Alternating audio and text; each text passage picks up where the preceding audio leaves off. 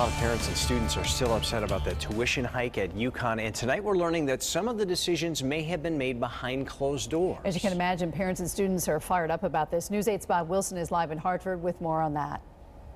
Yeah, we've been reporting that 30% increase in tuition.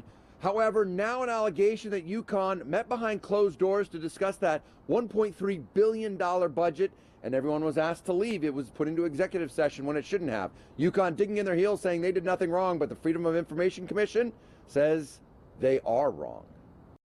Personally, I think it's a bit shady. Students reacting to a closed-door meeting last year held with UConn president and 33 other members of the administration to talk over the $1.3 billion budget. The lack of transparency is frankly pretty disturbing, especially since this is an issue that affects so many students and so many people. Administrators voted to raise tuition more than 30% over the next 4 years because of the budget shortfall.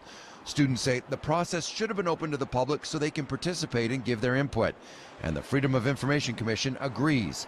They released a preliminary ruling saying UConn violated the Freedom of Information Act by closing its doors during the budget meeting. As a journalism student, I think it's necessary for them to be able to keep sort of information like this open to the public when it should be, to reporters, just so everyone knows what's going on. It's on fair playing grounds, and nothing's really done behind anyone's back. UConn put out a statement saying, quote, "The university believes that the Financial Affairs Committee conducted its meeting appropriately. The university disagrees with the hearing officer's recommendation to the commission. The ultimate decision in this matter will be made by the full FOI commission and, if necessary, the courts." I think we should be able to trust our president and the administration personally, especially if we're giving them thousands of dollars every year. Today's decision is a preliminary ruling and the full board still has to vote on it, but students are not surprised the doors were closed. I'm pretty cynical, so frankly, no. You're not surprised they did it? No, especially since this is obviously such an really an unpopular decision.